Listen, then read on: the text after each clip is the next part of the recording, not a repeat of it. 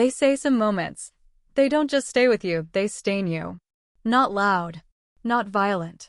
Just quiet enough to whisper through every ordinary day like a ghost you can't shake. And for me, it all started with a phone call I should have ignored. A voice I knew too well. A man I had no business trusting that much. It's been 2 years since that night. 2 years since I made a choice that I still can't fully explain. And maybe that's what hurts the most. That part of me doesn't even want to take it back. I was a wife. I was a mother. I loved my husband. I think I still do. But back then, love didn't feel like love anymore. It felt like routine. Like a folded laundry pile, a cold dinner plate, a kiss on the forehead without looking into my eyes. You know that feeling? When you're in the same room with someone, but it's like you're living on two separate planets. He was right there, but I felt so unseen, so unheard. Like I could have disappeared and no one would have noticed until the sink overflowed or the kids asked where their uniforms were. That's the thing about loneliness, it doesn't always come with silence. Sometimes it comes with noise. Kids shouting, dishes clattering, TV blaring. And somehow, you still feel like you're sitting in the middle of a vacuum. And that's when he stepped in. Ethan, my husband's best friend. His shadow, his secret keeper, his +1 to every memory I wasn't part of. He was always around, but never too close. Until he was. Funny, isn't it? How the person you're supposed to keep the furthest ends up being the one who sees you most clearly. It wasn't supposed to happen. It was never planned. We weren't sneaking around or sending secret texts. No red lipstick on a collar. No perfume trails in the hallway. It was more dangerous than that. It was attention. It was laughter. It was the way he said my name when no one else did. The way he looked at me and actually saw me not as a wife or a mom, but as a woman. And maybe that's what I was hungry for. Not sex. Not adventure. Just being seen. Being remembered. Being someone's moment again. We never kissed in the beginning. We didn't touch. But you don't need touch for things to burn. Some fires start with a glance. Some betrayals don't even need skin. I wish I could tell you this is a story about temptation. But it's not. It's about connection. Craving. Guilt. And the terrifying truth that sometimes the heart wanders not because it wants to, but because it's tired of being forgotten. I didn't cheat with a stranger. I didn't fall for a fling. I became my husband's best friend's secret. And I still don't know who I betrayed more, my husband or myself. If you've ever found yourself torn between what's right and what's real, if you've ever craved something you couldn't explain, then don't look away now. Subscribe to Heartfelt Tales Unfold, because here, we don't just tell stories. We unravel the messy, complicated truth of the human heart. One broken line at a time. We'd been married for 8 years. Long enough for the wedding photos to fade, for the anniversaries to feel more like reminders than celebrations. I had 2 kids. A home. A life most people would call stable. From the outside, it probably looked perfect. But inside, it felt like I was fading. My husband, David, he used to make me laugh. He used to hold my hand while we cooked. He used to listen. Now, he worked late, traveled often, ate dinner with one hand on his phone, the other barely touching his plate. He wasn't cruel, just distant. Like the light in him had been dimming slowly, and I hadn't noticed until it was almost out. I stopped asking where he was going. I stopped waiting up for him. I stopped talking, because what was the point in speaking if no one was really listening? I smiled out of habit, took care of the kids, folded the laundry, went to sleep early just so I wouldn't have to feel the weight of lying next to someone who barely looked at me. I slept facing the wall, every night, like I was trying to disappear. And then, there was Ethan, David's best friend since college. Charismatic, loud in a way that drew people in. Still single, still free. He had this energy about him, like he wasn't weighed down by routine the way we were. He'd stop by often. Sometimes to drop off tools. Sometimes to help with the garage. sometimes just to say hi to the kids. At first, it felt normal, friendly, harmless. But slowly, I noticed the way his eyes lingered a little too long when I talked. The way he remembered things I didn't even know I'd said. Like how I take my tea. Or the song I used to hum while washing dishes. It was subtle. Too subtle to call out, but too strong to ignore. And it made me feel something I hadn't felt in years. Seen. He laughed at my jokes. Asked about my day. Listened like it mattered. Like I mattered. I didn't realize how starved I was for attention until I started craving Ethan's. And that scared me more than anything. Because once you've tasted being noticed again, it's hard to go back to feeling invisible. David left on a Tuesday morning. He kissed the kids goodbye, gave me a distracted smile, and said he'd be back by Sunday evening. 5 days. Just 5 days. I'd gotten used to these trips, packing his bag in silence, watching him rush out the door without checking if I was okay. He called them work obligations. I called them breathers. The first 2 days were quiet. Routine. School drop-offs, reheated leftovers, bedtime stories read half asleep. I wasn't expecting anything different, but on Thursday night, Ethan stopped by. He said he was just dropping off a wrench David had left at his place. I opened the door, still in sweatpants, hair tied up, mascara smudged from the night before. He smiled like I was glowing. The kids were already in bed. The house was dim, the kind of quiet that makes you feel a little too alone. He lingered in the kitchen, saying he hadn't had dinner yet. I offered him some leftover lasagna. He joked that I was saving his life one carb at a time. I poured us each a glass of wine. Not because I planned to, just because it felt easier than asking him to leave. We sat on the couch. The TV was on, but neither of us were watching. He looked at me, really looked, and said, "That dress, it suits you. Brings out your eyes." It wasn't even a fancy dress. Just something soft I liked wearing around the house. But suddenly I felt exposed. Nervous. Flattered. I laughed. Too long. Too loud. I think I was trying to break the tension, only I didn't realize there was tension until that moment. Then the room went quiet. He didn't look away. His eyes searched mine like he was waiting for permission I didn't even know I could give. And then he said it. Just like that. "You deserve more than you're getting." My heart skipped. I couldn't breathe right. I tried to speak, but nothing came out. It wasn't the words themselves. It was the way he said them, like he meant them. Like he knew. And I hated how good it felt to hear it. I looked away. Reached for my glass like it could shield me. My hands were shaking. He didn't touch me. Didn't lean in.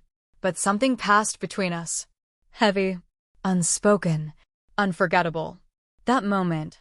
It wasn't loud. It didn't scream. But it marked a shift. A beginning I didn't see coming. It should have ended with that wine glass. But that night rewrote everything. I didn't sleep much that night. I laid there in bed, staring at the ceiling, going over every word, every look, every second of silence between us. I kept telling myself it was nothing. Just a moment. Just wine and weariness. 2 lonely people sharing space. But the truth? I couldn't stop thinking about the way he looked at me. Like I mattered. Like he saw me. Like he was asking a question I didn't have the courage to answer. The next morning, David called. His voice came through the phone like it always did, tired, busy, distracted. He asked about the kids. Said his meeting ran long. Promised to call again tomorrow. He didn't ask how I was. And I didn't offer. I stood in the kitchen after the call, phone still in my hand, heart in my throat. I felt stupid. Guilty. Excited. Confused. Like I was carrying a secret I hadn't meant to pick up, but couldn't put down. I kept telling myself nothing happened. That it was just a look. Just words. But it stayed with me, like a warmth in my chest that wouldn't go away. And the worst part? I didn't want it to go away. I started seeing things in rewind, flashes of moments I had ignored. The way Ethan always sat a little too close. The way his eyes lingered just a second longer than they should have. The way he always found a reason to touch my arm when he laughed. And the way I never pulled back. Had I been blind, or had I been pretending? One afternoon, he came by to drop off a package David had left at his place. I opened the door, hair down, a little makeup on, nothing dramatic. Just enough to feel different. I told myself I was doing it for me. But I knew. I caught him looking again. That same look. And this time, I didn't look away. I hated myself for it. And still, I waited for the next time he'd come by. I told myself I was lonely. That I wasn't doing anything wrong. That attention isn't the same thing as betrayal. But it felt like a betrayal. To David. To my kids. To myself. And yet, when Ethan wasn't around, I felt hollow. When he was, I felt alive. I started dressing nicer.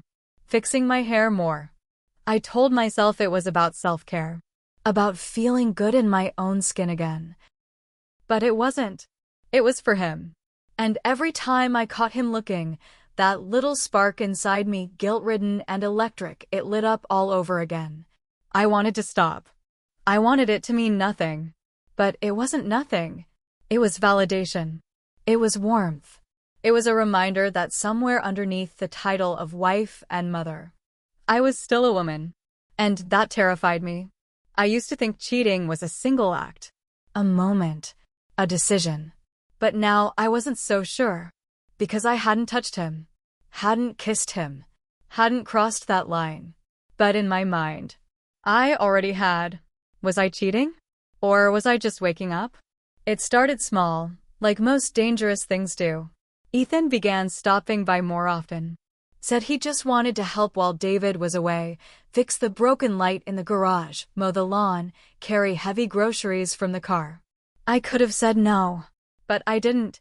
Every time he offered, I let him in. And every time he walked through that door, the air shifted. Not in a loud way. Not in a way anyone else would have noticed. But I did. My body did. He started finding reasons to touch me. A hand on my back as he passed behind me in the kitchen. Fingers brushing mine as he handed me a plate. Palming my shoulder like it was the most natural thing in the world. Innocent. Always innocent. Always just enough to leave me wondering. I started lingering in the doorway when he left, watching him walk to his car, wondering if he'd turn around. And then, one night, the power went out. A storm had rolled in quickly. Thunder rattled the windows. The lights blinked twice, then everything went black. I lit candles. The kids were already asleep. Ethan had come by earlier to drop something off for David, but the rain came down so hard, I told him to wait it out. We sat in the living room, surrounded by flickering candlelight. The shadows danced across the walls. The wine was already open. I didn't remember pouring it. But somehow our glasses were full. We sat in silence. Not awkward. Just heavy, charged. He was watching me again. And I wasn't pretending not to notice. He leaned in. Slowly, like he was giving me a chance to stop it. And I did. But not really. I pulled back. Just enough to keep us on this side of the line. But I didn't tell him to leave.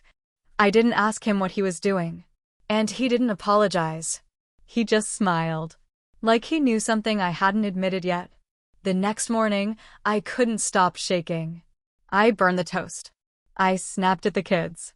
I stood under the shower for 20 minutes, just trying to feel normal again. But the water didn't wash it away. And when Ethan texted later to say, "Let me know if you need anything," I stared at the screen for 10 whole minutes, before replying, "Thanks." I should have told him not to come by again.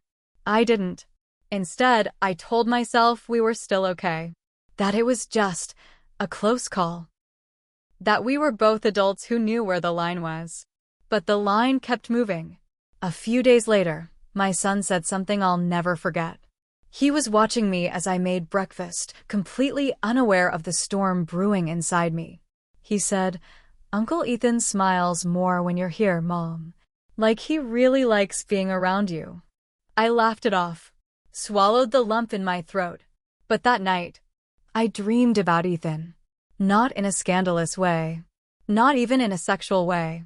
In the dream, he was just holding me. Just holding me. In the dark. Saying nothing. Just warmth. Just presence. I woke up with tears in my eyes. Something had changed, and I was pretending it hadn't. David left again. Another last-minute trip. Another rushed goodbye in the hallway. He kissed my cheek and said he'd call from the airport. He didn't. I watched his car disappear down the street. And, for a moment, I just stood there. In the silence. Not sad. Not angry. Just hollow. That night, Ethan came over. He brought takeout. Said he figured I hadn't eaten yet. He was right. I let him in without thinking. No makeup. No pretense. Just me, tired and worn and barely holding it together. We sat on the couch, boxes of food unopened between us. The TV played something neither of us were watching. And then I started crying. I didn't plan to. It just happened.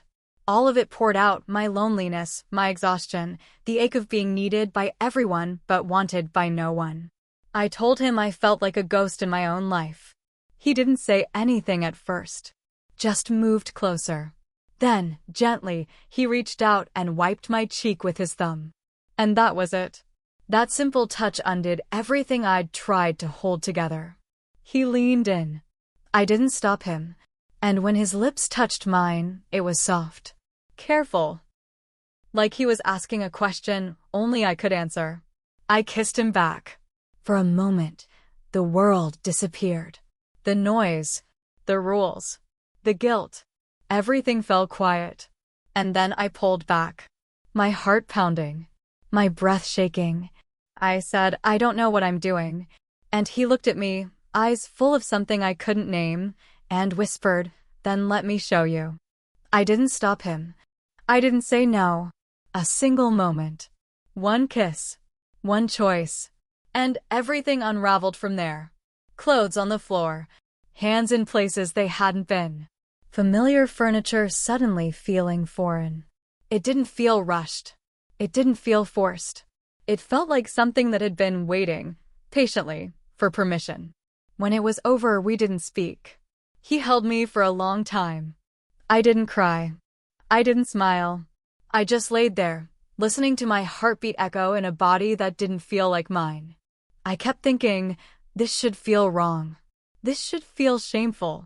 But all I felt was full. Not loved. Not whole. But full. And when he left that night, we didn't say goodbye. Just a long, quiet look. Like we both knew something had shifted. Something neither of us could undo. If you're still here, still listening, you already know this isn't just a story. It's a wound, wide open. Don't miss what happens next. Subscribe to Heartfelt Tales Unfold. We tell the stories you feel in your bones. The next morning felt empty.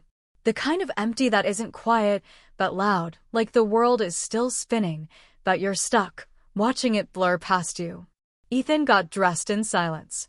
I sat at the edge of the bed, holding the sheet around me like it could shield me from what we'd done. He didn't say much. Just looked at me, half a smile, half a question. Like he didn't know if I regretted it or just wasn't ready to say anything out loud. Then he left. No kiss. No promise. No, see you later. Just gone. I stared at the closed door for a long time. David came back 2 days later. He brought gifts. A scarf from the airport. A book he said made him think of me. He hugged the kids longer.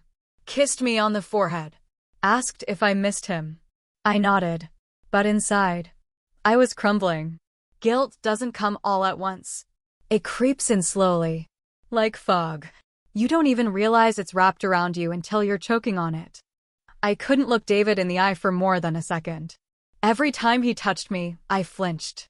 Not because I didn't want him to, but because I didn't know if I deserved it. I stopped wearing the scarf. I put the book in the back of a drawer. I started avoiding Ethan. I'd ignore his texts. Take a different route to pick up the kids from school.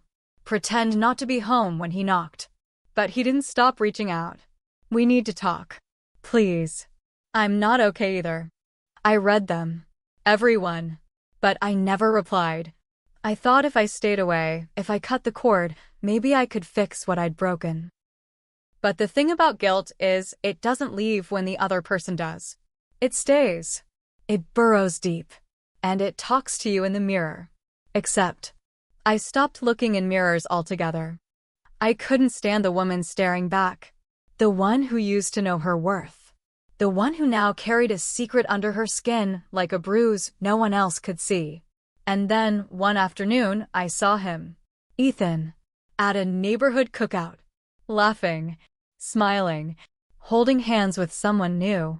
My best friend, Rachel. She looked happy. He looked free. I felt like I couldn't breathe. He caught my eye across the yard. Held it. Just for a second. No words. No nod. Nothing. Then he looked away. Like nothing had happened. Like we hadn't happened. And I stood there, holding a paper plate full of food I couldn't eat, wondering. Was I just something he needed in the moment? Did he ever mean any of it? Or was I just the thrill of the forbidden? He moved on like nothing happened. I stayed frozen in what we'd done. I think about it more than I should. Not just what happened, but why it happened. Some nights, when the house is quiet and everyone's asleep, I lie awake replaying every moment, every glance, every word, every choice that led me to that line I never thought I'd cross. I ask myself over and over again, was I used? Or was I the one doing the using? Ethan once said, "Help me feel again." I remember how broken he looked when he said it. How lost. And I helped. I helped him feel something, even if it wasn't love. Even if it wasn't right. But now I feel nothing. Not because I've moved on. Not because I've healed. But because the part of me that lit up that night feels like it burned out completely. I wonder sometimes, what kind of connection leaves you feeling lonelier than before it began? Because that's what this was. A moment that filled me and then emptied me. I've stood in the bathroom more than once, staring into the mirror, rehearsing what I'd say to David if I ever confessed. I imagine his face, the silence that would follow, the questions, the hurt, and then I walk away. Every time. Because how do you explain something you don't fully understand yourself? How do you tell the man who shares your bed that you once felt more alive in the arms of his best friend? I can't. So I carry it. Quietly. Carefully. And sometimes. I watch Ethan with Rachel. They hold hands in public. They laugh in ways we never did. They seem happy. But every now and then, when she's not looking, he looks at me. And I see it. Not longing. Not desire. Regret. It flashes across his face like a shadow. Quick. Unspoken. Real. Like he's remembering too. Like he knows something sacred was broken between us, and there's no fixing it. I used to think what we had was love. But it wasn't. It was recognition. Recognition of everything we were missing in our lives, in ourselves. Two lonely people looking for warmth in the cold. And we found it. But warmth doesn't mean safety. And closeness doesn't always mean love. It means you were desperate enough to reach for something, anything, just to feel again. And now I live with the memory of it all. Not as a fantasy, but as a scar. Have you ever wanted something so deeply, only to realize it was never yours to want?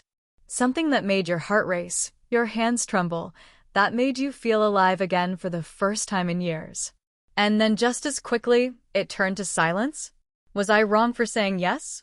Or was I just finally being honest about what I felt? Not with him. Not with David. With myself. I keep turning it over in my mind. That night. That moment. That kiss that unraveled everything.